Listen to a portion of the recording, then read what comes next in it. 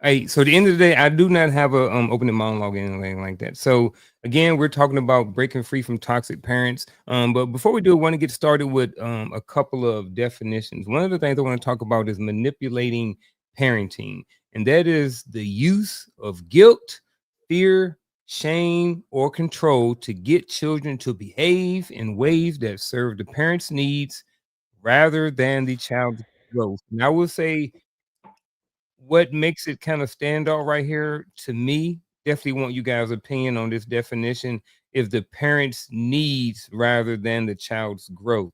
So what do you guys think about this definition? We cool with it? Right. So moving up Ish, ish, what we ish, about?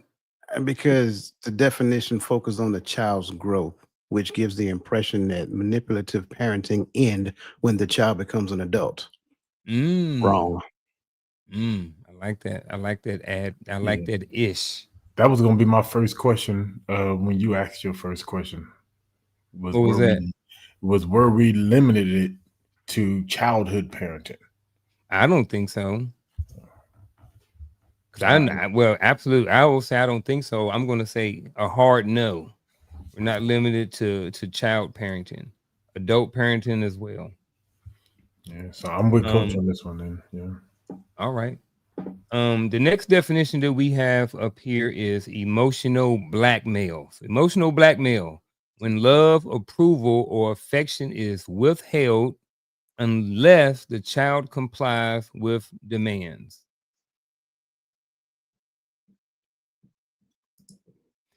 You ain't gonna get this unless you sit your behind down. Emotional blackmail. Maybe no, well, hold up. That ain't the same thing. That ain't the same thing. I retract that statement. That is not the same thing. See, I see this one more in the adult. That's why Hmm. I asked that question because Okay. I know we're gonna dive into that. So I get you know. All right. Well, here's the deal. We can like I said, all children are on the table. Even us, Miss Charlotte Jordan. What she say? I took him to see Candyman by mistake. The next definition we have is healing. Healing, excuse me, the process of recognizing, unlearning, and replacing toxic cycles with healthy boundaries and self-awareness. I can go with that, but definitely more to follow. Yeah, especially with the unlearning part. I think that's part of it, but not all of it. Definitely the unlearning piece. All right, I'm cool with the definition. Y'all ready to jump into the first question of the night? Let's do it. All right, chat. Here we go. Here's the first question of the night. If you guys have anything, feel free to hit that like button, share it, ask questions. That's what we are here for. We're here to serve at the end of the day. And it's Friday night, and we got a whole bunch of stuff that we're ready to serve up. We got a plate full of food over here. So, with that being said, what are some subtle signs of manipulating parenting that men might overlook?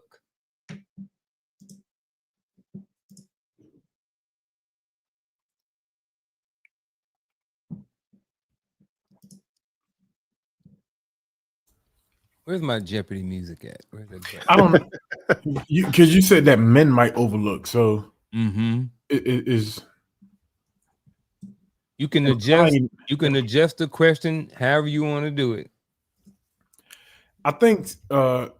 If we start with children, and this is just me speaking.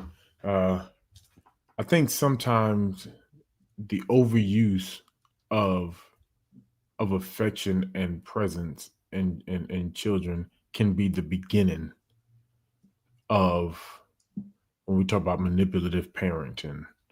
I think we can get our children addicted to affection, to that emotional response to everything. Um, that can in the long term lead to the doors being open to be, as you brought up earlier, emotionally manipulated, right? So and I'm not. I know a lot of parents out there that love to hold their kids, hug their kids, be up under their kids all the time. But I do believe that children need to have a space that they can process and be children and play where we're not necessarily up under them all the time. Of course, I'm not talking about infants, but that's a sign to me. I think because again, manipulation is manipulation is manipulation, right? So I kind of want to start there. And so when you look at the signs of manipulation, it's almost like, quid pro quo, things of that nature. If you do this, then you can get that, right? But then some people say, well, that's like a reward based system, right? But by that same token, if it's a reward based system, are they doing it for the reward or are they doing it because they actually respect you as a parent? And so that by itself can actually lead to some type of misunderstanding within the child. Um, you know, Coercion.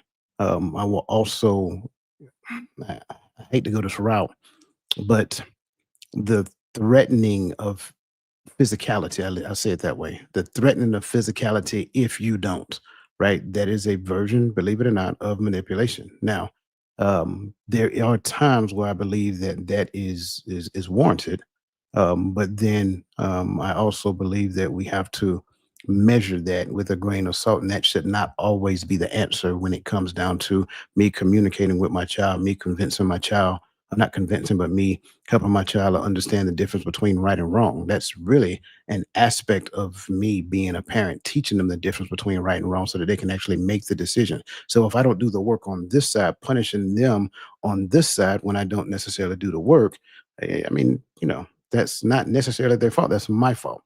Um, I think too many times going back to the whole manipulation piece, I think we can clearly identify it in the space of interpersonal relationship between male and female, and then we don't necessarily identify it in the space of relationship between parent and child.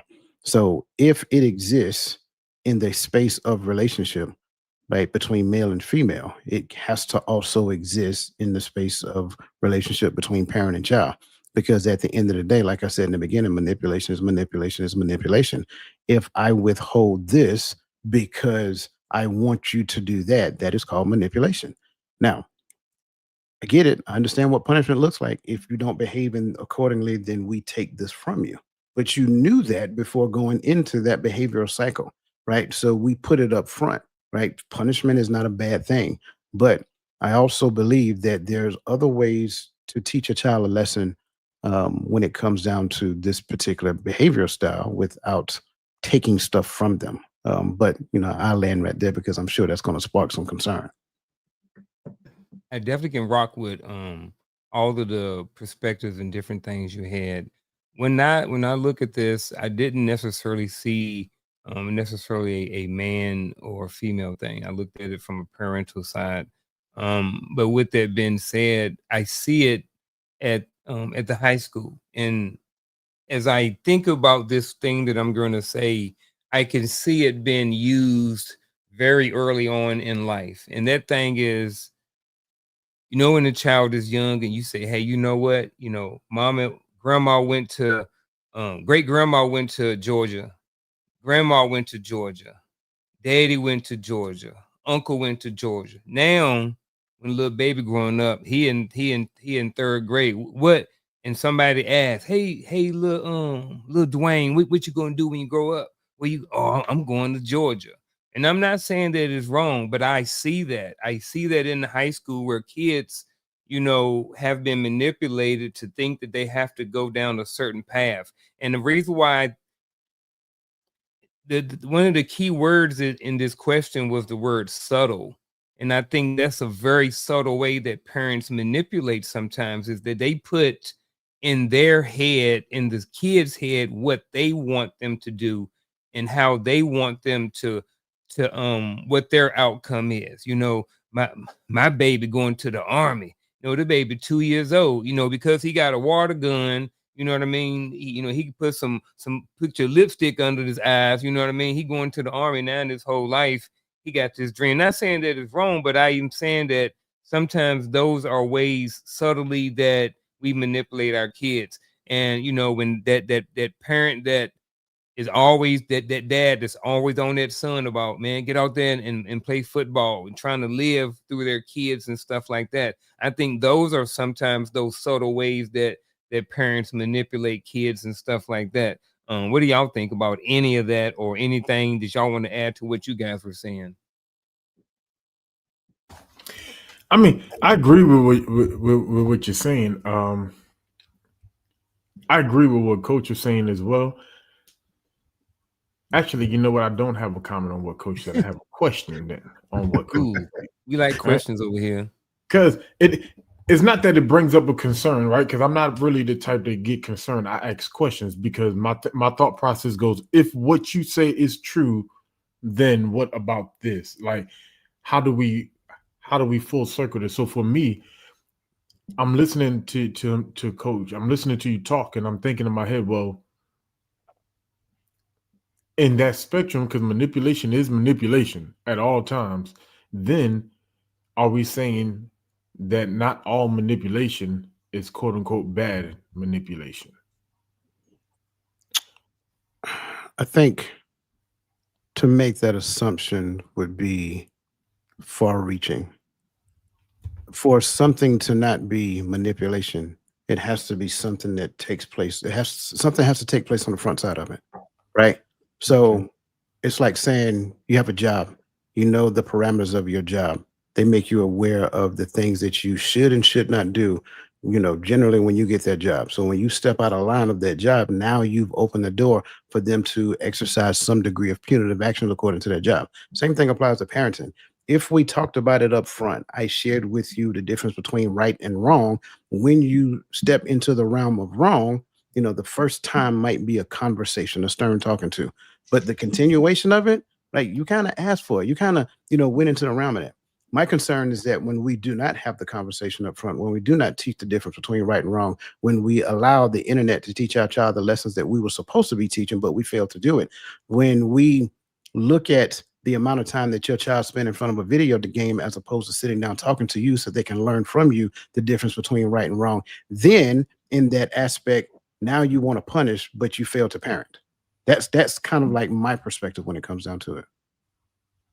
So, and so what I'm thinking about, right? I'm thinking about in the training stage, right?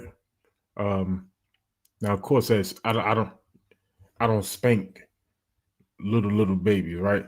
But we've all been pop pinched, or got our attention grabbed somehow, some way from big mama, auntie, somebody when we were small. For me, that was always a redirection tactic, right? You get the pop, that was a redirection tactic.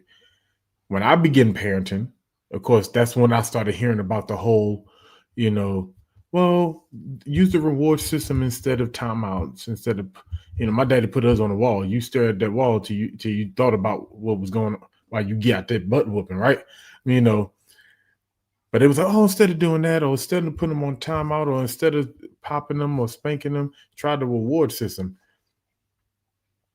And I've always heard that being taught to young parents in the training stage. So that's what made me think, like, okay, so then can it be a such thing as quote unquote good? And I'm putting the good or bad in front of it. And I'm not even assuming that we're saying that manipulation is bad or good. I'm just trying to, clarify that part, because I've tried both.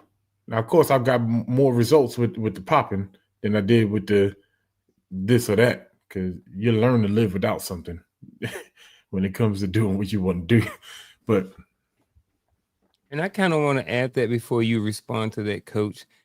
And I'm thinking it's right along the lines of this too, because I got further questions about this too. I want to know more.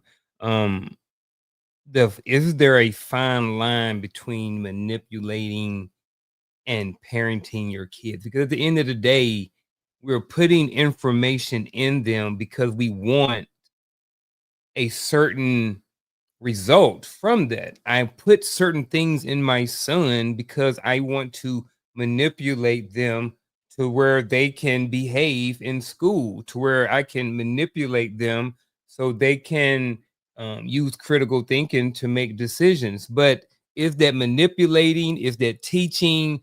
And where is that line at? You know what I mean? And that kind of goes back to what son of Timothy, I think, is talking about too. You know what I mean? So I'm thinking that both of what we're talking about is kind of intertwined. Right. So the line is drawn in the definition. Manipulation is so it works in my favor. Training But is so, it hold on. can work in their Wait, favor. wait. Okay. Hold on. Let me finish. Okay. Training is so it works in their favor.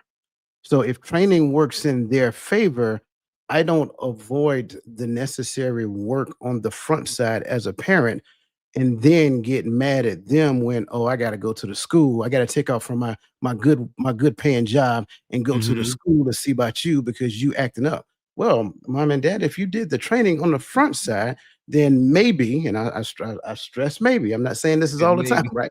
Maybe they wouldn't be acting up. So now at that point in time, the punishment is more so manipulation because I'm focused on the fact that I have to leave my job to come and see about you, as opposed to putting in the work on the front side to train you so that you can be better. That's the thing that makes it manipulation. Again, manipulation is always working in my favor, not necessarily working in their favor. Oh, the definition. That clears it up. That clears it up. The freaking definition, man. So there's a Sometimes gray we get area into though. things. Huh? There's a gray area, even with Is the it? definition. Is it? So, and Not I'm- not to me, not if one is focused on that and one is if manipulation is focused on me and training is focused on my child, then if what I'm teaching them is to get a certain outcome and it's in the betterment of them, then that's training. but it What benefits I'm me. doing now, I do think. Well, now go ahead. But it benefits me as well. How It so? can. I think Right. it can benefit Wait, me wait, as wait, well wait. too. I gotta But hear the this. focus is not on me.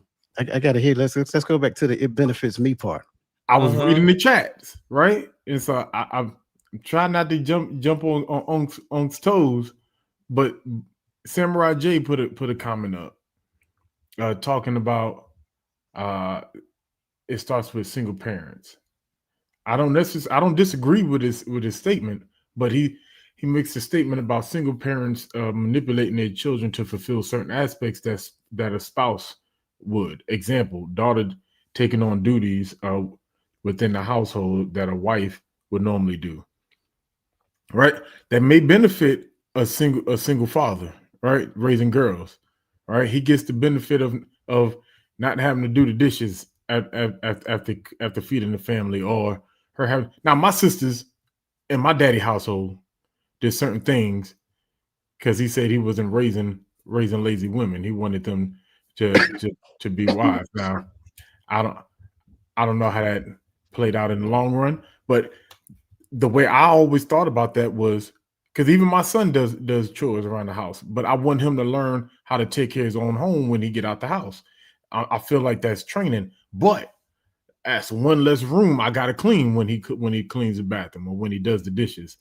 I ain't got to do it. All I got to do is cook, feed, and they do their chores. I get a benefit, but it's also I'm using it to train them. So that makes sense. Sure, you're talking about the duality of a thing, right?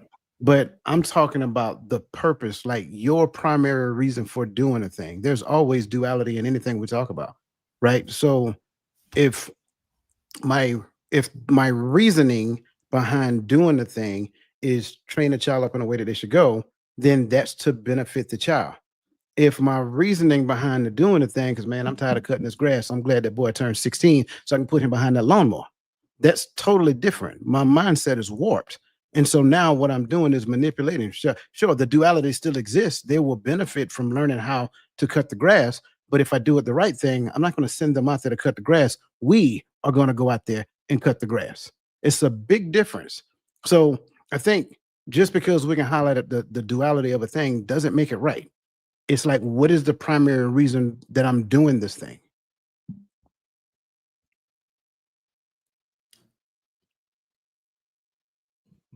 All of that came together, and I think again, one word: simplicity, duality. Because I was looking at it the same way, like Gaddy was saying, like if I'm training my child to do what they're supposed to do, hey, make your bed, get your school clothes out. I'm teaching a lot of good things that are going to benefit, but it is also benefit me. But like you said, that's just the duality of it. That's just because of this happens, then this automatically happens. If they clean their own room and they're learning, they're training, that's one less room I got to clean. So I see it because you said duality. It's the duality of it.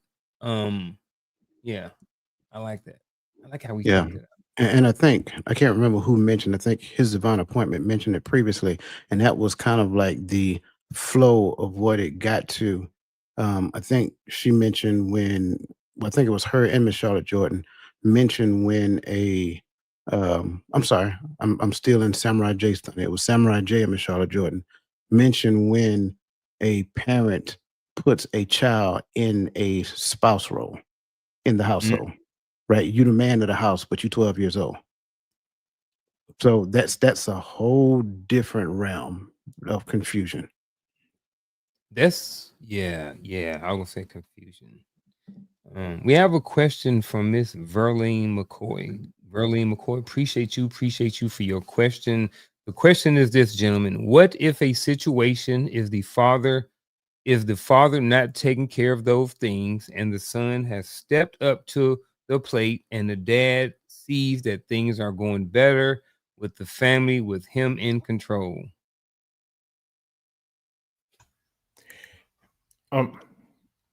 Yeah, this Gaddy's area right here. This got Gaddy written all on it. Y'all petty. No, I'm letting you go first, bro, because Hey, I know. That's why I unmuted my mic. I was like, let me get mine out the way. It's some other things. It's a lot going on right here. Right. And so, to be fair, I feel like when I see comments like this, that there's a scenario in mind of the writer. So please make no assumption that we are envisioning the same scenario, right, when we read it. So for me, the way I'm seeing this, right, because I make this statement a lot, because what I couldn't stand back in the days, I still can't stand it. I just don't care no more. I couldn't stand that on Mother's Day is all about the mothers. We praise the mothers. But on Father's Day, I don't know if people remember, but for like a good 3-4 year span, it became big for us to praise single mothers for Father's Day. Like, no, I'm mother and father. No, that child does not have a father. And that's just simply what it is. Now we have to learn how to navigate life as that. Whether or not the mother pushed the father out the life, whether or not the father quit, whether or not the father is incarcerated or whatever, you're not mother and father. That child is just void of father at the moment. And we have to be honest before we can even start to take an approach towards working. How do we go forward? When you think that you're mother and father, you think that you're filling a void. You're not filling a void. There's still a void. And that son cannot fill that void, no matter what duties he takes on or whatever you want to say. He doesn't have enough life. He's 12, 13 years old, whatever the case may be. He doesn't have enough. His body is not even prepared to properly defend you, right? Or secure the household at the minimum, right? So when I see these conversations, a lot of times we believe that we can have a replacement or a fix for fatherhood. There is no replacement, no fix for the father being absent, no matter what duties the son takes up. And the same thing for motherhood. But I know that if I say that for motherhood, and I'm not just talking about I'm not talking about in this community on this panel, but I'll have a resounding agreement. That's right, you can't replace the mother. So we have to have that same conversation, the same energy. Regardless of what the son does, the house is void of that father. Well, I do not agree at all with anything that young man just said. But I'm going to start in a very simplistic way that I know a lot of people aren't going to like to hear. First and foremost, I want to point out in the statement, the son has to step up to the plate. Sorry, there is no plate that the son can step up to that the father was supposed to own. There is only one king. The prince is never the king. I'm sorry. I don't care how we want to construct it. It's not going to happen that way. We made that up in our head, and that became a way of life for us and us alone. It is false. It is a false narrative. Just because your child is doing some chores in the house. Well, probably they were supposed to be doing the chores anyway. Now, going back to what Samurai Jay said, he said he wasn't talking about regular chores. He's talking about when you have your children, like take care of your child. That is a parenting flaw. I'm just keeping it real. I got it. I understand, life presented some circumstances, but we need to go back and take a good, hard look in the mirror. And this is why I always say people rush to the finish line too much before they get to the point of understanding who they're getting in relationship with. If said man was lazy, he kind of showed you he was lazy before y'all got married. Sorry, those are the facts, right? All you had to do was pay attention. But a lot of times, and this kind of goes back to what we're talking about, manipulation, right? A lot of times we get married for our own reasons. We don't even look at the reason for marriage and understanding what the entity of marriage is all about. It's like it's going to change my life. Therefore, I am going to marry this person or the first person who offered to marry me. Yep, that's right. Fi call me. I'll tell you the truth. So, and I'm not afraid to tell it either. I'm that person. I despise when people try to tiptoe through the tulips when it comes down to telling the truth. Telling the truth runs the risk of offending somebody if they choose to be offended. But at the end of the day, we got to go back and identify the things we did wrong all the way as far back as we can look at it. I go back and identify the things I did wrong as a parent, and Lord knows I did enough of them, right? So as a grandfather, my goal is to help my son not make the same mistakes that I made. That's my desire. Now, whether he listens or not, that's up to him. But that's the thing we need to understand. There is nothing that a male child can do to replace that father in that house. Just because he does a chore does not make him the man of the house. Just because you respond to him trying to make him the man of the house, that does not make him the man of the house. Again, let's go back and look at what we did to put that child in a compromising situation, because at the end of the day, what I'm doing to that child is I'm pitting him against his father, and I don't even realize it. Yeah, there's a lot going on with this, man. I definitely like those perspectives. If I was on a sliding scale, I would probably slide closer to coach on this one. And the reason being is because, like Coach said, is you look at this situation, talking about the son stepping up to the plate, like like you said, in many cases, we knew what that man was a long time ago. A lot of times people show you who they are, and then we don't want to believe them. And then we believe that, we can put icing on a turd and eat it. And it just don't work like that. You know what I'm saying? So it's like, it was something else that I saw in there too. Oh, here's one. My fault. It was another thing that I thought about too, was I think that in this situation, they're all adults. I'm thinking that the son in this situation is out of the house. And this is just me. This is how my mind working. I'm thinking that there's a mother and then there's a father, an older couple. Let's say they're in their 50s or their 60s or whatever. And dad is not doing what he's supposed to do, or maybe even younger. And the son is helping out in the household, and he stepped up to the plate. He's helping out with bills. He's helping with food and stuff like this. And dad is sitting over here like, man, my son doing all of this other stuff, and I'm not doing it. He's doing it better than me. My thing would be to the dad is, why are you in this situation where why you ain't already on the plate? Why are your son in a situation where he have to step up? You know what I'm saying? So again, it's a lot going on in there that we don't know about. So at the end of the day, we all kind of sort of speculating, but that piece right there that we're not speculating about is the part when we go back to the beginning and somebody picked this guy, and those signs more than likely were there in the beginning. And that's just my 2 cents on it. And I want to be clear. My response wasn't directed at any person, because Correct. what I would tell you is I seen a lot of that when I was younger. I witnessed a lot of that when I was younger. You were being raised in a situation to where you did not want to be in. I'm being transparent. I'm telling you what I've seen. You being raised in a situation that you didn't want to be in. So the first male that says, "Hey, will you marry?" Absolutely, I'm gone. Right.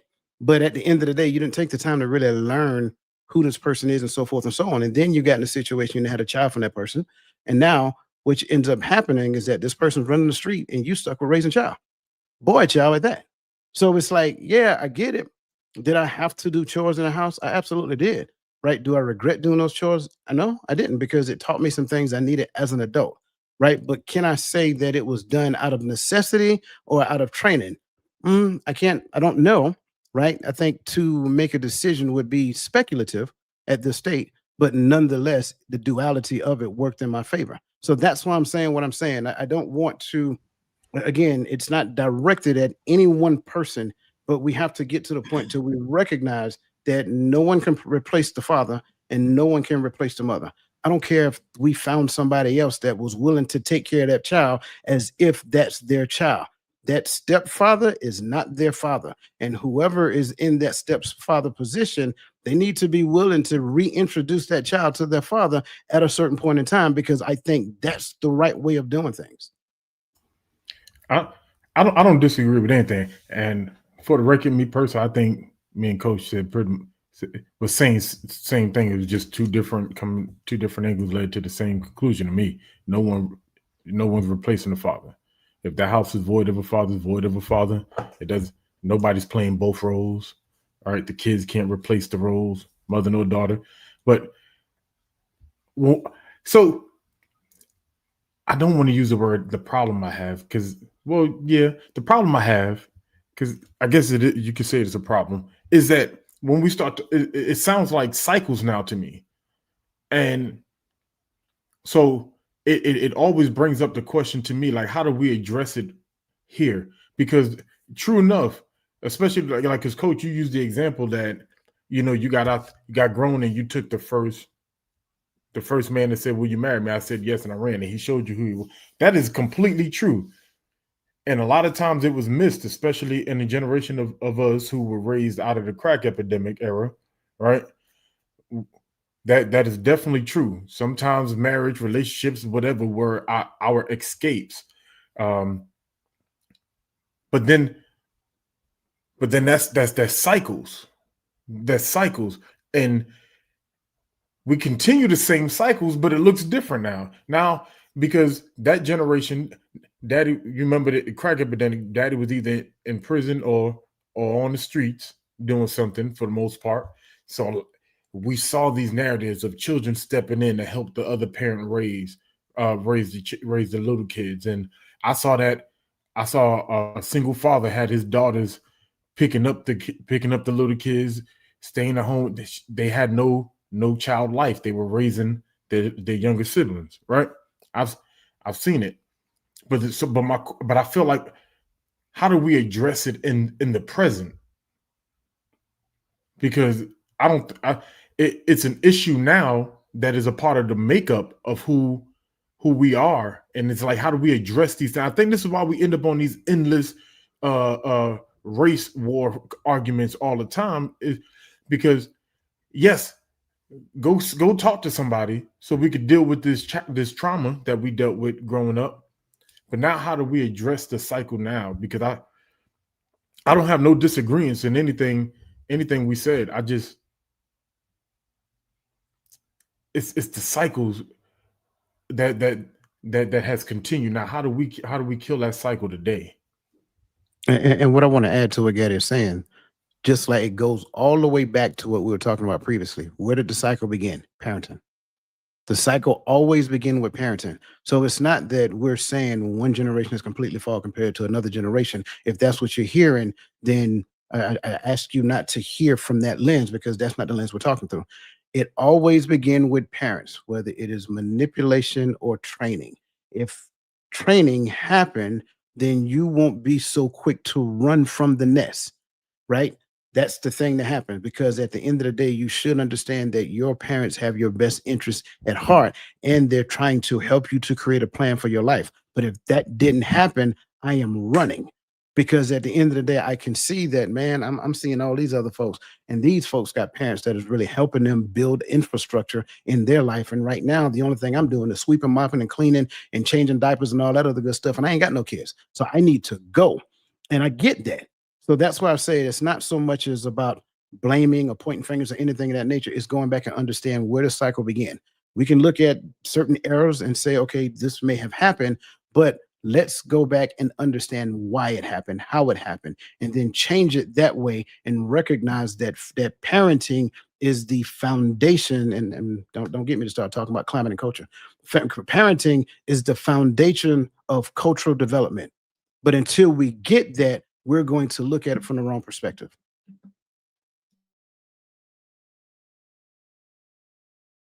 Man, we've been chewed on that bone, and I have enjoyed it. I mean, we 42 minutes and we only hit one we hit one question.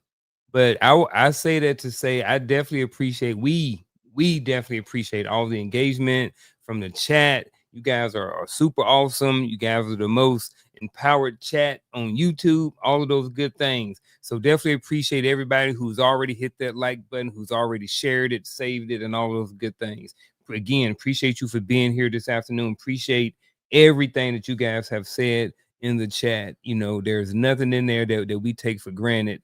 Appreciate all of it. And again, Miss Verlene McCoy, appreciate you so much. That was a great question. And you see how much how long we went just off of your question. So Dan, like Coach always say, we will derail a whole show for a question. And that question did not derail the show. That question was right up in the right path that we were already on for the show anyway. So again, Ms. Verlene McCoy, appreciate you for that. We're going to move on to the next question. And this next question is not just for us, but it's for everybody in the audience as well. What's one lesson you learned from your upbringing that you had to unlearn as an adult?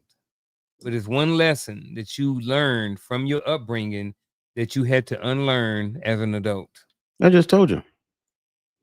Like literally, that was the lesson. That's why I'm so passionate about that lesson. Because if it's not happening in the home, then you're setting the conditions for a perpetual cycle of mismanaging others in relationships. So what you end up doing is you find a situation and then you manipulate that situation for as long as that situation allow you, and then you either get out of that situation and get into another situation, and you manipulate that situation, then you get out of that situation and into another situation, and then you become a serial dater because you have no earthly idea that you are the root cause of the problems that you're experiencing. So the one lesson is the simple fact that it all begins with parenting. And if, and I'm just being transparent, if we can own it as parents, we can own the mistakes that we made as parents, be transparent with our children to help them to understand, like, hey, I didn't do everything right. Right. So I want you to understand that. And if you're open to it, I will share some of the areas where I did not know. Right. But now I know better, and I desire for you to know. If you do that, then I think that changes the aspect. You can't fix the past. That's the key. You cannot change anything from the past. So your over exertion of your presence does not fix the mistakes you made in the past. That is the biggest misconception that we have. However, owning who you were in the past, owning the things that you made, owning the decision that you made, that's totally different. And then from that puts you in a position to where you have an integrous relationship with that child. Man, I was hoping you kept talking because I was thinking, boy. No, because, and I know that this is a parenting conversation. So my relationship to parenting is a little bit different. Everybody on here, yeah, and I've been transparent down through the years about, what my life looked like as a child. And a lot of times my parents were not involved, especially from the age of 12 on.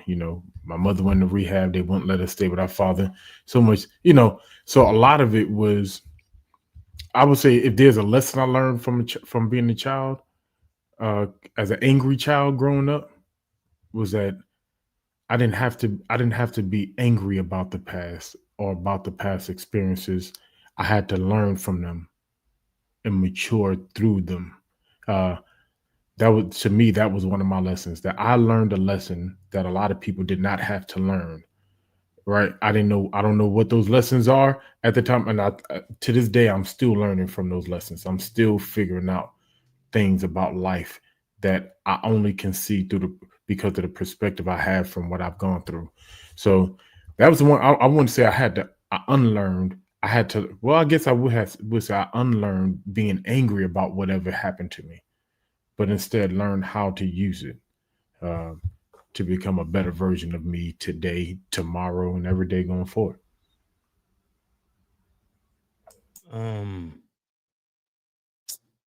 How can I put this?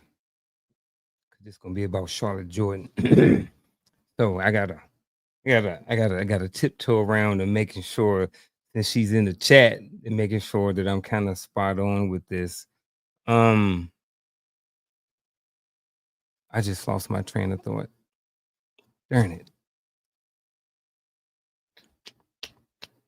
Maybe I wasn't supposed to say it. Man, come on, man. I wanted to come back to me because I thought it was a good talking point. Coach, can you give me like 2 minutes of just anything on the topic? I know you can just keep us going for about 2 minutes if you can. Why, to see if this thought will come back to me, because either one of y'all, because I think I got something there, but I just want to make sure that I think I need to write it down. Translation is coach talk too much. So now it's No. no, I think there are lessons, and I'm just being transparent when I say this. There are lessons that are taught to you, and there are lessons that are learned through observation. And unfortunately, the most difficult lessons that you learn through observation, it's going to make you, number one, be totally transparent about the individuals that you're observing.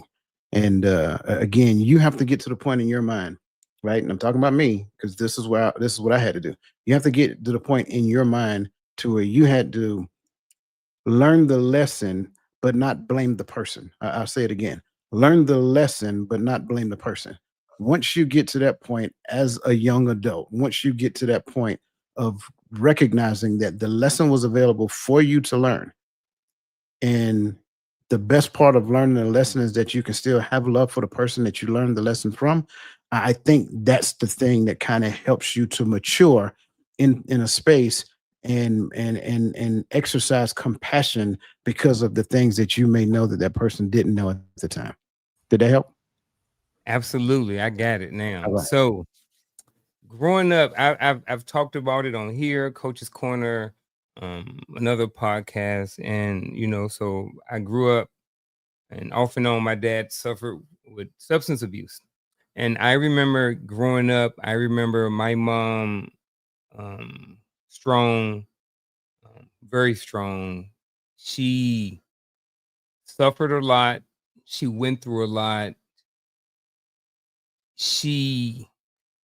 And that's why I don't know, like, her level of forgiveness was way up there. The stuff and the things that I saw her forgive my father for, there's no way, I don't think I could have done that until I became older. And what I did was I forgave over and over and over and over and over again.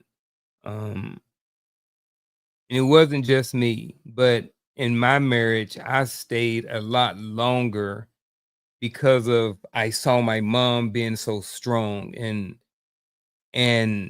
doing, staying in there, incident after incident, thing after thing, this go wrong, the ebbs and flows of marriages, her being young, a young parent, different things like that, taking on a lot of responsibilities. I took on a lot of that. I stayed in the marriage way longer than what I was supposed to. Not saying that her level of forgiveness is equal to my level of forgiveness, and her journey is definitely different than mine, but I saw my mom forgive and forgive and forgive. Whatever that was, I took that into my marriage, and I forgave and forgave and forgave. And I know some of that was me not being the man that I am today, but I do think some of that over forgiveness, I may have gotten from home because I saw my mom, and then that's what we got in the church as well. Forgive, forgive, forgive, forgive. Stay with your husband, stay with your wife, no matter what. So because that's what they were getting from the church. That's what they were doing in the home, and that's what I picked up, and that's what I took into my adulthood, and that's what I used in my marriage, that no matter what, you stay together regardless of what's going on. You guys stay together. And for some people, people will have different perspectives about that. And even as I'm talking about it, and I've been talking about it, I see it both ways. I do think that I know that forgiveness is a great thing. Forgiveness, we're all supposed to be forgiving, but that line between, well, what I'm saying is you can still forgive, but you don't have to deal with all the stuff that goes along with it. So I don't know. I say all that, I guess, to say that that's kind of some of the stuff that I picked up. A strong woman who was willing to do any and everything for her kids and her family, to the point to where you forgive and forgive and forgive. And then again, like I said, I think I picked up a lot of that stuff, and I took that into my marriage. And like I said, I think I stayed way longer than what I was supposed to. But I definitely would like you guys' perspective on that, because I don't know if I'm way off, especially with the forgiveness piece, because we're supposed to forgive. You know what I'm saying? But, on the outside looking in, I'm just like, man, wow, like, man, you should have left a long time ago. But that wasn't my marriage. That wasn't my call. That's between Charlotte Ann and Boss. That's my dad's nickname, was Boss. So that was between them. So if y'all have any perspective about that, I'd definitely like to hear it. Anybody from the chat, Charlotte Jordan, I see you in there. So if you got anything you want to add up to it, please feel free to do so. I think the only thing I would jump in on is, I think sometimes when people listen to podcasts, they could take everything we say as an absolute, right? So what Unc said was correct for his marriage. I do believe that there can be a time to leave and to walk away. But it don't mean that if you tune into this and your marriage is rough, you just need to leave and walk away because it got rough. You don't know his whole story. You don't know why he specifically left, what took place. I do believe in a certain aspect of the long suffering, right? When we talk about marriage, because all marriages go through rockiness. All marriages go through hard times. You can be best friends today, but there's gonna be a moment where he or she gonna get on your nerve. All right. That don't mean you stayed longer than you were supposed to just because you heard that. And I just want to put that out there. So, when that time comes, when you feel like it's time to walk off, it is okay to go to talk with someone and identify what's going on ahead of time. Because when we start talking about scriptural aspects, if you want that perspective, we'll give you that perspective. That's not what you're looking for. And I say that because some people just don't want to stay just because they're not happy at the moment. I listened to someone, she said the hardest lesson she had to learn how to do was to be unhappily married, to get back to being happily married. Right?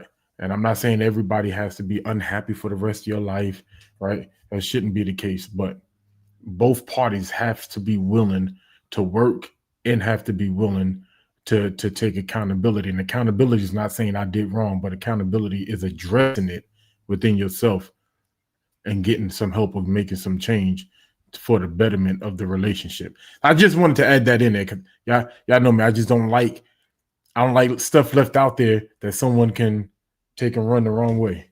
You good? That's why I asked you if you had anything else to add. You good? Run with it. Run with it. Run with it. I'm gonna throw a little mud in the window real quick. All right. I think too many times we hold ourselves accountable for what we know today, compared to what we didn't know yesterday. If I have no idea what marriage is, I may have seen marriage. That's about it. I don't necessarily know the ins and outs of it. I only know what I've seen. I just know that it's companionship. And let's just be honest. When you're a young Thundercat, 18, 19, 20 years old, you really only get married for a couple of different reasons, bro. Let's call it what it is. The little butterflies in your stomach, puppy love, that's for starters. But that puppy love is connected to something else. That's the main reason why because let's just become transparent. In our community, they talk about one thing and one thing mostly. You can't do this right here, right? That's the one thing you can't do. You do that right now. No, it's not just that one thing. But again, so when you look back there and say, all the things I didn't know back then, and then here all the way over here based upon what I know now, and then I hold myself in contempt and say I stayed way too long. Well, you stayed way too long based upon what you didn't know and what you got yourself into. And then based upon that, you were trying to make it work, but you didn't. Again, not your fault, but is your fault. You were trying to make it work based upon the work that you didn't do on the front side. So you didn't have the correct information, you didn't have the infrastructure, and you didn't have the operational know-how. But yet, I'm going to take on one of the biggest and most daunting things that I can consume myself with, even though I am still trying to figure this thing out called life on my own. So come on, girl, let's go do it so we can figure this thing out called life together. Think about it. Like you think that I'm just being transparent. Think about how nonsensical that is. And trust me, I'm speaking I did it too. So I'm not judging anybody. I'm saying we've all done it under the fun. That's why I keep going back to parenting. Because if I parent the right way, my kids don't feel like they need to rush into marriage. And if they don't feel like they need to rush into marriage, and because I don't kick them out the house at the age of 18, I help them to grow out the house, right? Having a great foundation. So I think when we look at those things, all those things are opportunities for us to understand differently now, teach different lessons at our ripe old age of 50s, Gaddy, you 40, so at our ripe old age, we can teach better lessons now so that our children don't make the same mistakes, so that they take the time to understand the person that they're getting into, so that they understand what the sanctity of marriage is. Then when you move into it, now you recognize that both parties are going into marriage, understanding what marriage is, and it's not for selfish individual gain. Yep. You see, Charlotte Jan just posted some of her story. Came into the church and married at 17. That's when my mom got married. Had me at 18. So, yep. There you go, folks. Appreciate the comment, Miss Charlotte Jordan. Everybody else, again, we had an hour right now. Let's move on. So what we're going to do right now, we're going to slide over to Would You Rather segment. So I got 10 questions over here for you gentlemen. Would you rather? And if any time after we go through this segment, if you want to go back and revisit one of these things, then just let me know. If you struggle stream tonight, coach, we got it. But we're going to work through this regardless. So with that being said, ladies and gentlemen, gentlemen and people in the chat, the first would you rather question of the night is this. Would you rather have had, I know hindsight's 2020, strict parents or inconsistent ones? I would say in hindsight, strict. But when I was a child, I mean, given the options that you're given, I choose strict. Yeah. But what about when you was 16? At 16, you need strict parents. Yeah. Yeah. Next thing you know, you find yourself out after dark. Yeah.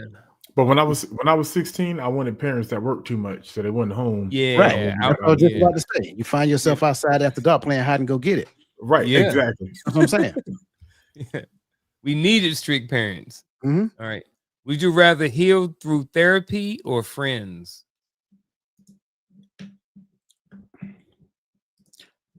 If I'm answering this honestly, I would say therapy. Right. Mhm. Even though friends can offer you some reprieve, friends aren't licensed. They don't necessarily understand what they're doing. And you're putting too much on them. So at the end of the day, I would probably like my friends to be able to do it, but they're not equipped to handle the therapy that you would properly need. I mean, I got some friends that are coaches and counselors. You know what I mean? So nah. You have to pay me and coach. No, I'm just playing. That's all right. I'm not. Yeah. You may not have to pay full price, but I'm just telling you the truth. There you go. Touche. Mhm. but I agree that the correct answer is therapy. But if I had a choice, if I could heal Mm. going through my friends, I would rather. Mm. Because maybe it's just my life, my upbringing. I guess is one of the things I haven't unlearned. But I don't trust new people. Like, if you knew, I don't trust you. You know what I mean? So there's a certain level of vulnerability you're not gonna get from me until like maybe session number 10, and by that time I'm broke. You know, from paying you. I'm just being honest. I'm sliding with Gaddy on this one. I'm with Coach, but I'm with Gaddy. I would rather have friends, but I'm knowing that. Hold on, I'm about to slide back over to Coach right Mhm, now. Here's mhm. why. Because now I'm thinking about what I'm putting on my friend. You know what I'm saying? At the same time, who am I to judge how much they can or can't handle? So I guess I'm splitting hairs. I guess I'm still in the middle right now. But man, would I rather, since I gotta choose one, would you rather, then I'm going with the therapy. Part of the Final thing, answer. part of the thing that separates the therapy from the friends is that the therapists have zero previous understanding of who you are. So that Mhm. makes their biases very minimal. Go with a friend, they have biases that work in on your behalf out the gate. So it's Mhm. highly unlikely that you will get a non-biased friend who can help you through the things that you're dealing with. We would like to think that we can, right? And in our mind, like, sure, I'm gonna tell you the truth. I'm gonna tell you the truth, dog. I'm gonna tell you the truth. Yeah, okay, sounds good. Until I tell you what I did, Mm. right? Yeah, I get that. I get that. I Would you agree rather? with you. I'm just Go ahead. saying, if I could, Yeah, if I could heal with the friends, but I agree with you. That's the correct answer. yeah, But the question is, would I rather? yeah. Nah. I got you. I got you. Would you rather break cycles with your friends or with others? Would you rather break cycles with your friends or with others? What kind of cycles? I'm sorry. Yeah, it said kids. I don't like that question no more. I'm throwing it out. Let's move to the next. Would you rather confront or stay silent? Confront or stay silent? Confront. Confront. That's the easy one. Yeah.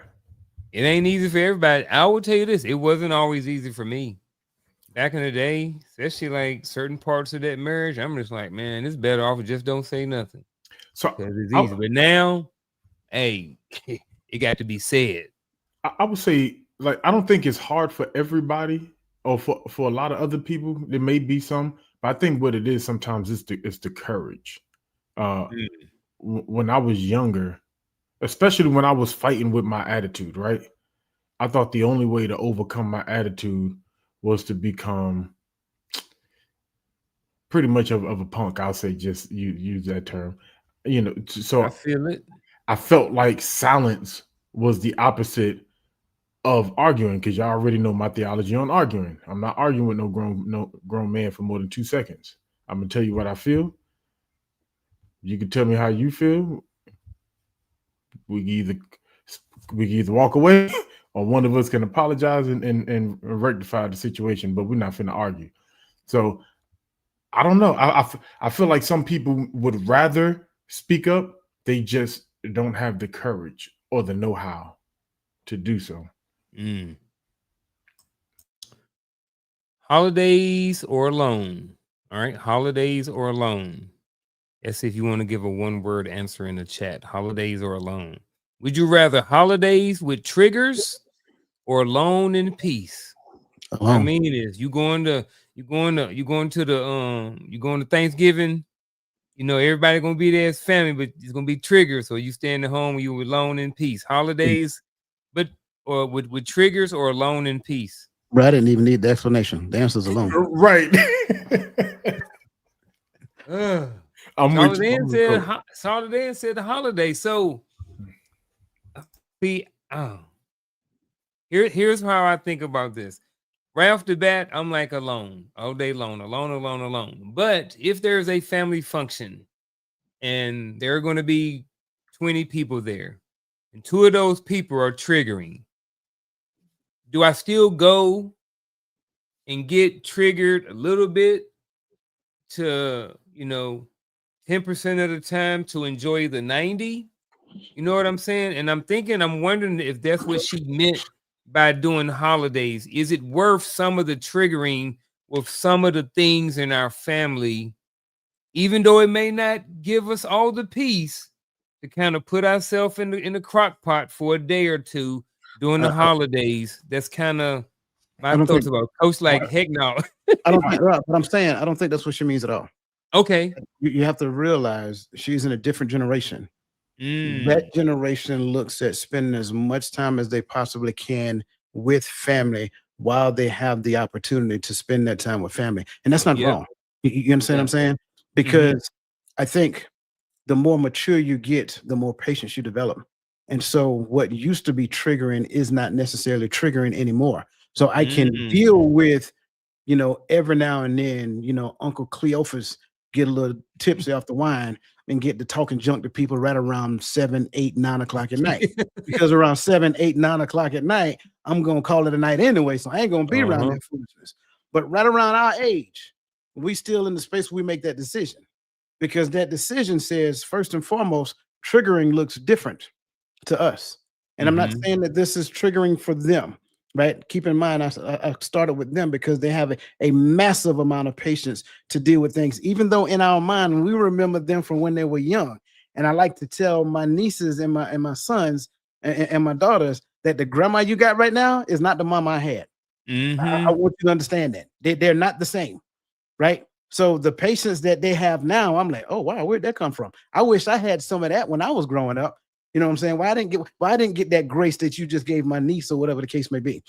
For us, it's like, I'm not going to deal with Uncle Cleophas because at the end of the day, we're going to end up being the one putting out the fire anyway. I ain't got time for that. I got other stuff I got to do, so forth and so on. Now, if the triggering is within me, it might be to my advantage to stay home to work on me, to be a better version of myself, so I don't mess up the family get together. So I think it looks different, but I understand exactly what she's saying. I tell people all the time, I'm an early 2000 soldier. The way we used to get our battle buddies straight when they were drunk and about to ruin the function, it's not the way you want me to handle Uncle JT, whatever his name is. You know what I mean? Uncle Cleophas. We used to choke him out and take him back to the room. Go on, put him in bed.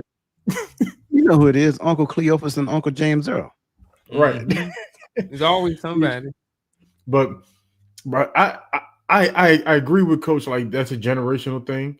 But I'm gonna choose self. It's easy for me to choose my peace for a couple of reasons. One, I don't really do the holidays. Two, I'm not doing anything triggering on purpose.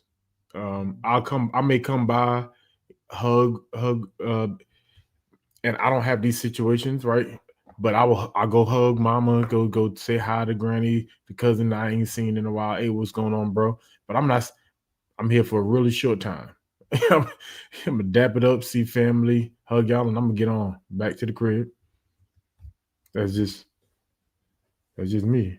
Yeah, I get all of that, and Coach, definitely appreciate you for shining light and kind of clearing that up, because I get that. That makes a lot of sense.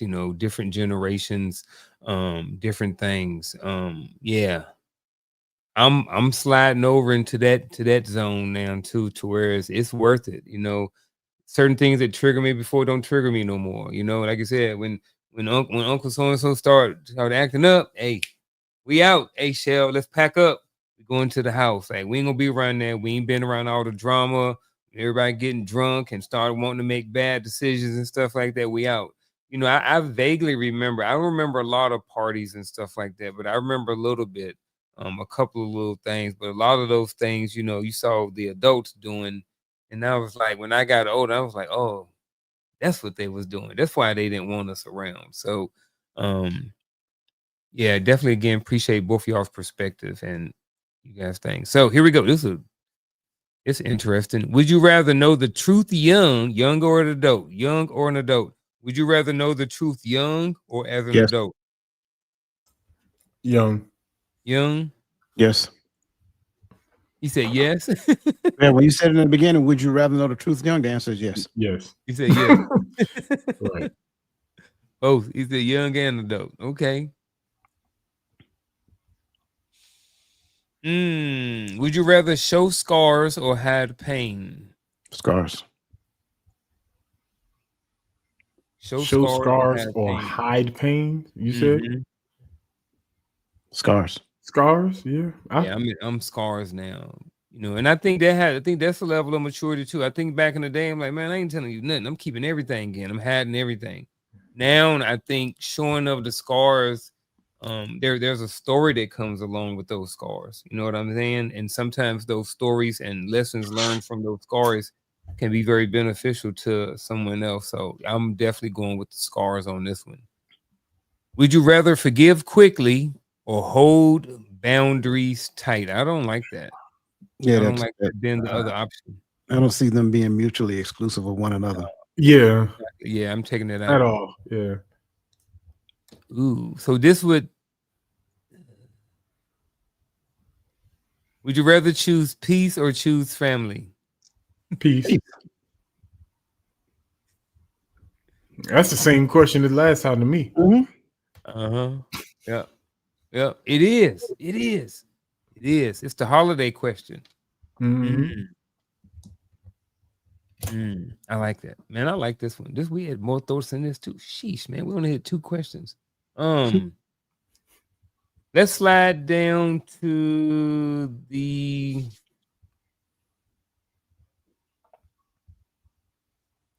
I will go with the what role does the community? Let's go with that one, Nick D, please. Yeah. So here's the next question on the board.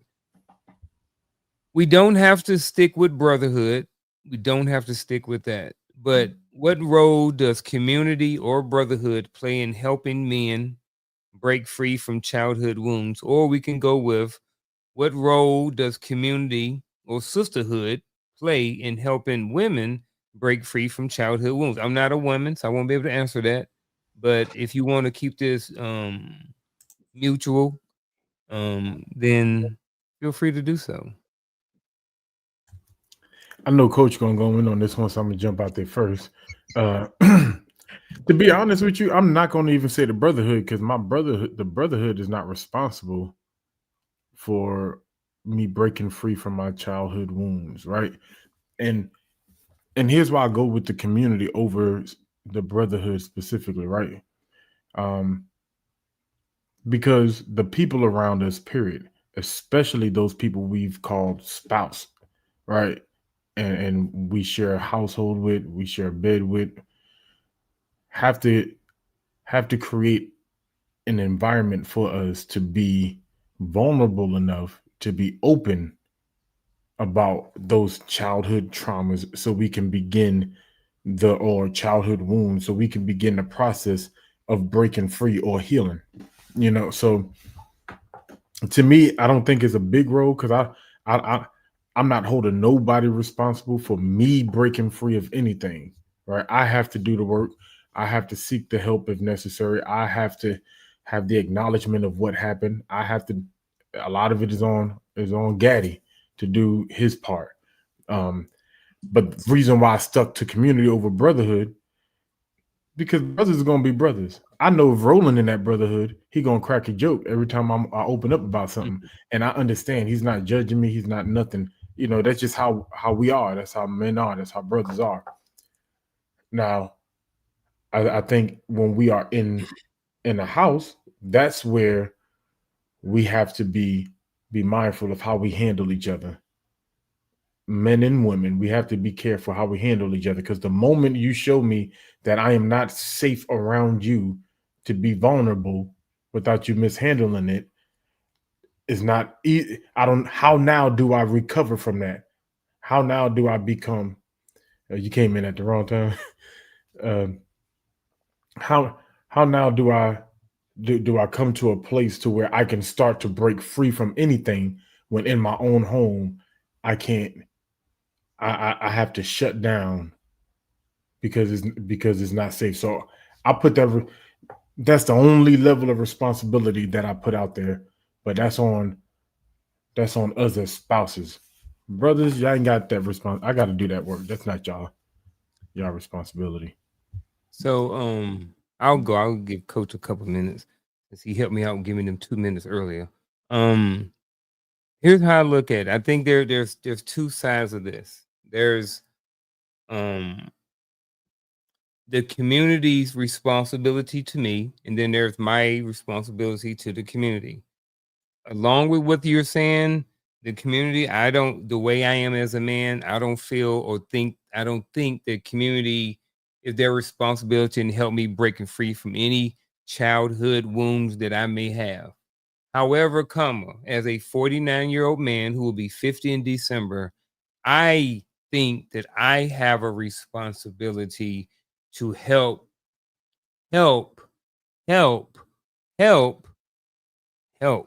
men break free from childhood wounds. I can't change them, but what I can do is I can get with my brothers and create podcasts and create content that someone can listen to and learn from that may be able to help them break free from those childhood wounds. So on one sense, this is just me. I don't think that the community has a responsibility to help you. Now, it also goes into definitions on what you determine as a community and or brotherhood. I look at you guys as part of my community and part of my brotherhood.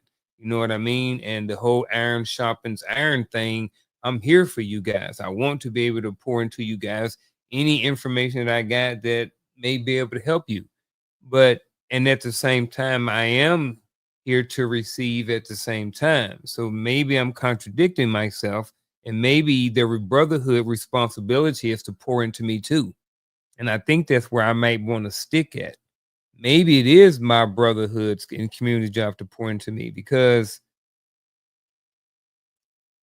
I should have maybe or maybe not some expectation that if I'm around Coach and Gaddy, that we should be benefiting from each other. If every time we get on the show, Coach the only one got lessons learned, Coach don't ever learn nothing from us. I'm not saying good, bad, or different. I know Coach is here to serve, and it don't affect him. But in a sense, with brotherhoods, we all should be, in a sense, bringing something to the table, and that's what has helped develop us as a community and or brotherhood in the first place. So that's kind of my thoughts on this. I think I changed my perspective as I was speaking too. Okay, you shaking your head? No, why's that? No, that was me. My technical difficulties was happening just now. Okay, I can't talk about nobody technical difficulties tonight. I don't know what AT&T got going on, but we need to have us a talk. I'm impartial on this particular question, and I explain to you why. I think for me, when it comes down to community, I may view it different than a lot of people view it, and that's okay. I think the foundation of the community is the family. I think that's where we struggle with community, because we have a disjointed perspective of family.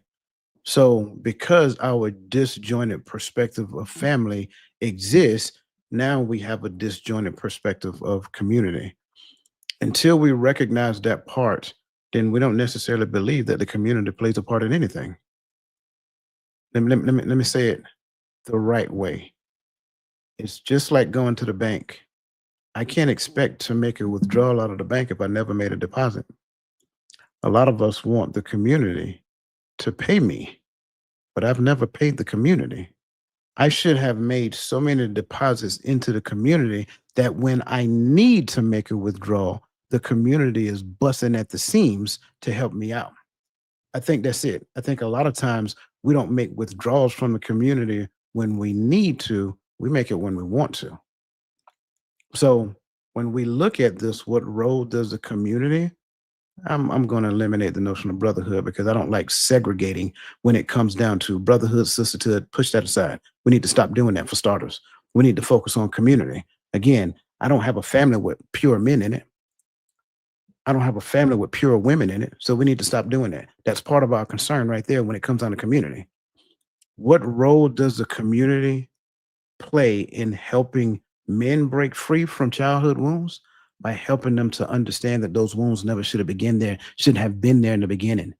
Men in the community, for young men who have those wounds, are part of those that group that will listen to those young brothers and pour into them, not because they're older, not because they're quote unquote smarter, but because they know that young man. They seen that young man being raised. They understood that they once went to try to talk with that family about helping with that young man, and that family probably was too prideful to receive any help from the community. So when we talk about community, we need to really peel back the onion. Stop being so infatuated about what we see on TV, or so infatuated about what we want community to look like. And we need to go back to the author, the one who gives the vision for community to exist, not the vision that we're trying to create in community, but the vision for community to exist.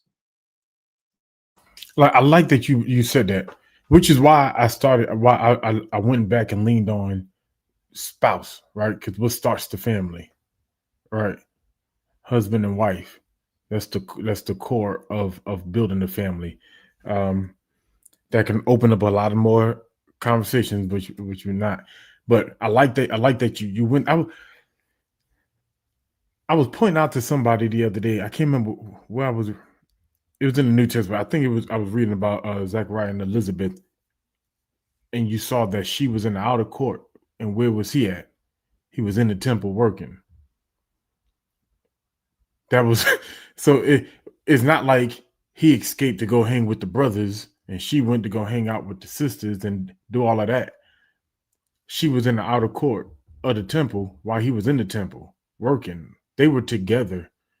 And I think what we don't realize, and Coach, when you said it, it just jumped right in my mind when you started talking about this brotherhood, sisterhood. That is the core nucleus for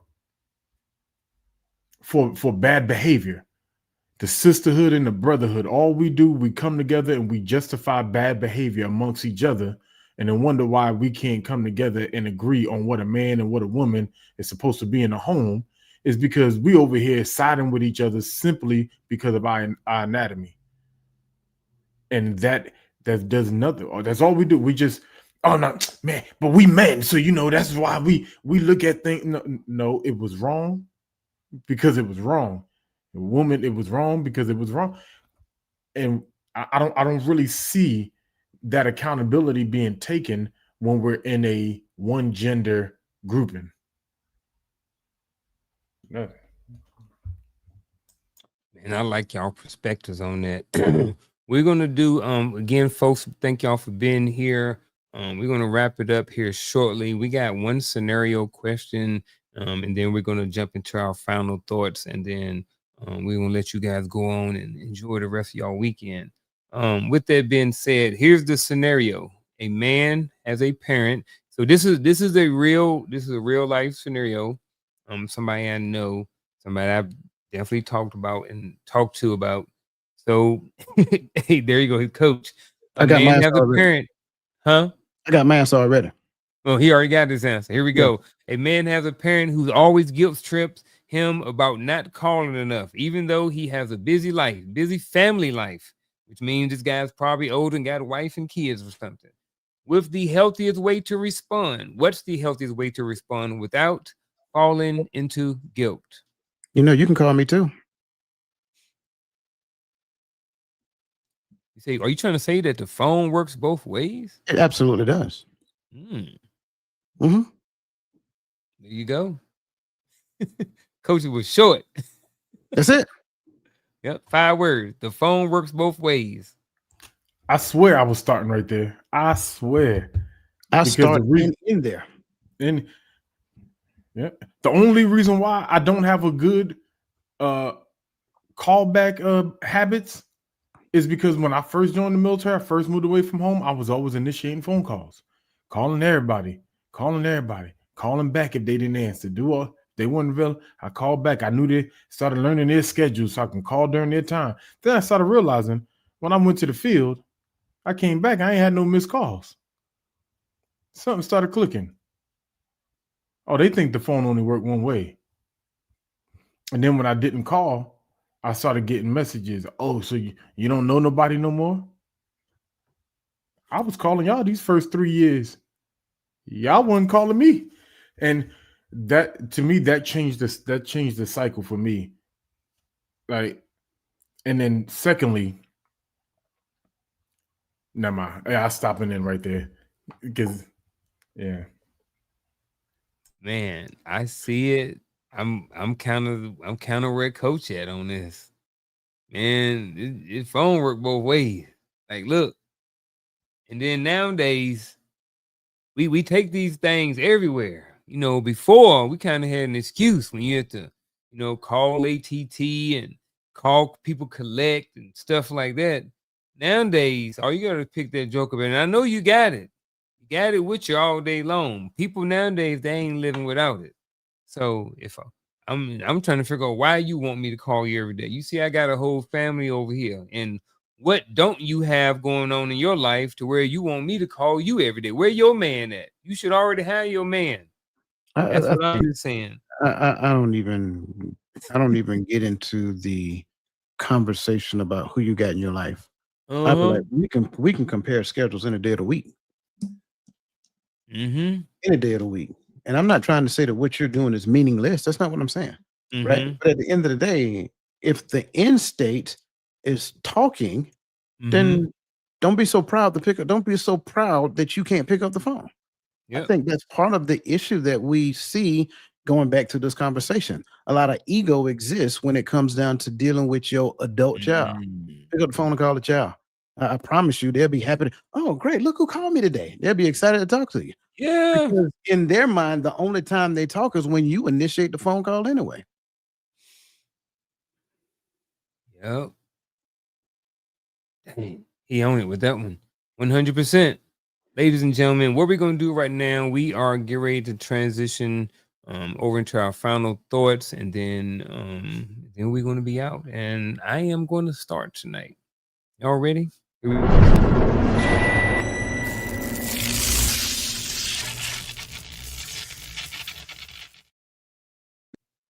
A lot of great conversations tonight. A lot of great comments from the chat, all those good things. I want to end with saying this.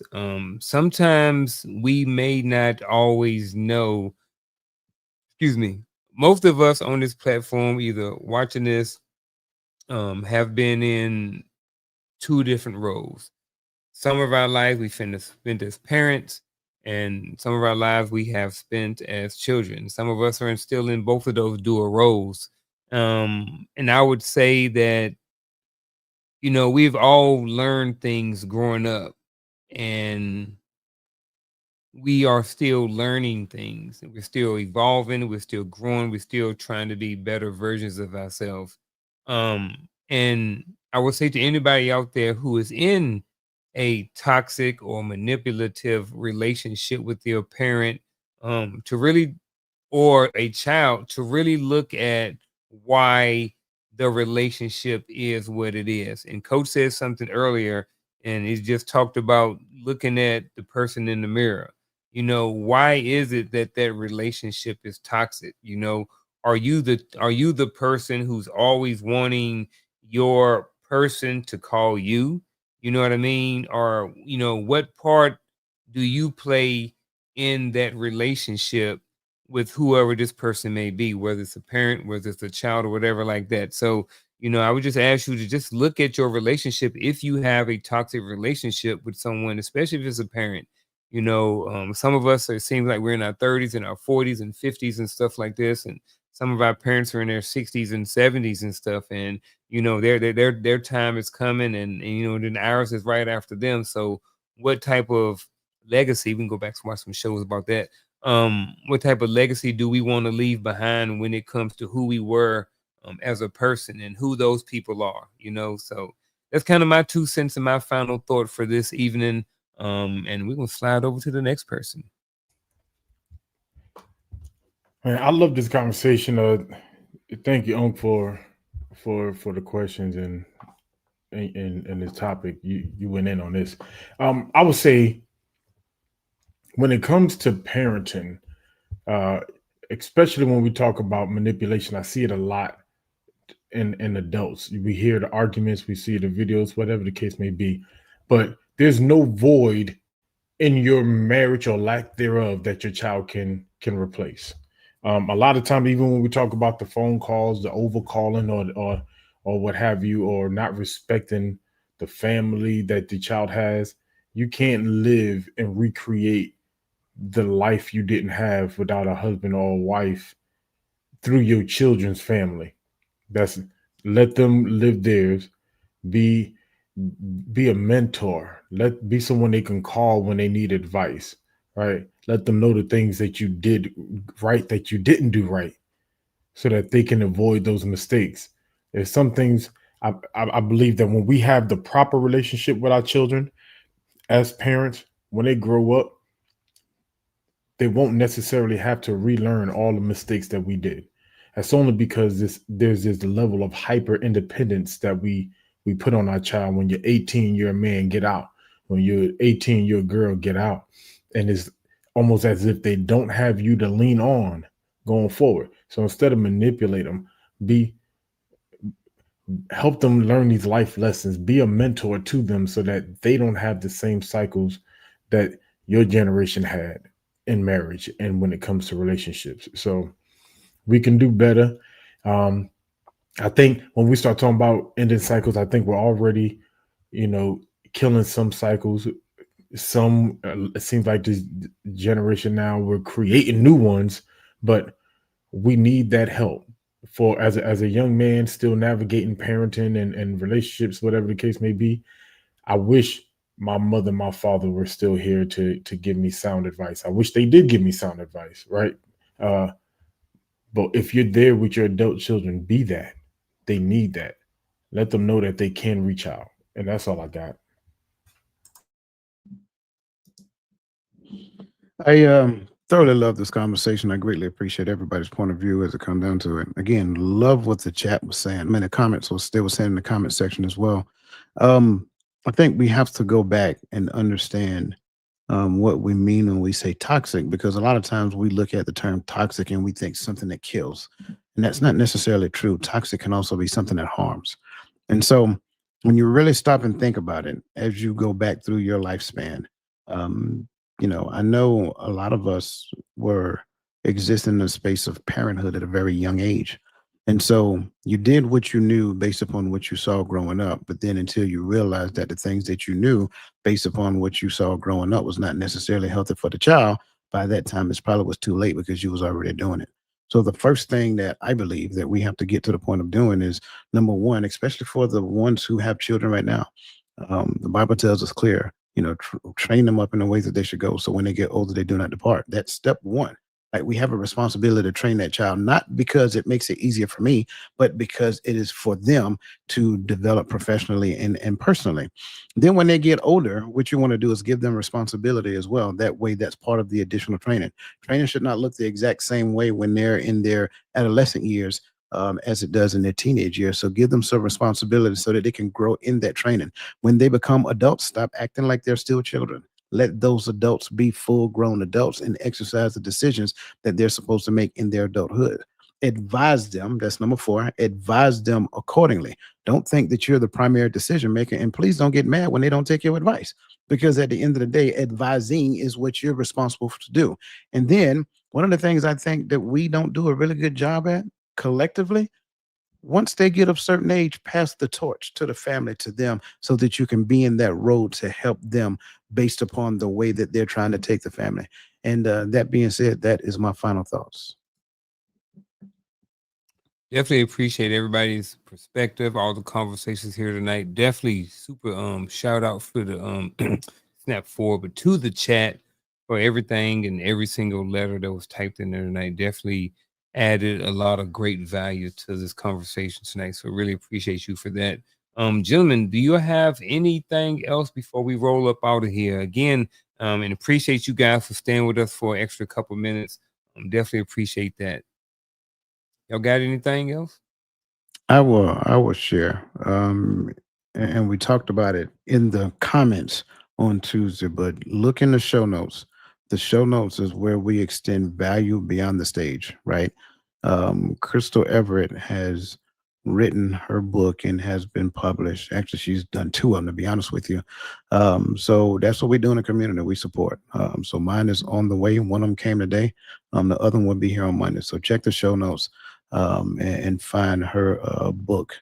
And again, it's 2 of them, and one will link you to the other one. So don't be shy, don't be bashful and shy. Let's go and support our sister and let her know that we appreciate all of the efforts that she's done. So just want to share that. What's it called? I'm looking for it right now. So I can buy it. Life lessons. Life lessons. Right. And then life Yeah. lessons will take you to the children book as well. Okay, Discover Life Lessons. Boom, got it. Mhm. Heck yeah.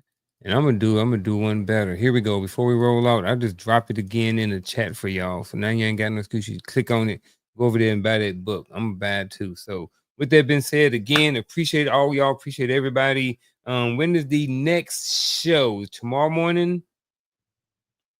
Anything going on? So Nope, nothing tomorrow. nothing tomorrow, but we do have Okay. TikTok. Bible study on Sunday. We have Bible study on Sunday, TikTok on Sunday, and then Coach's Corner on Tuesday. There you go. Bruh, look, I'm telling y'all, if y'all missed Coach's Corner last week, I know some of y'all saw it.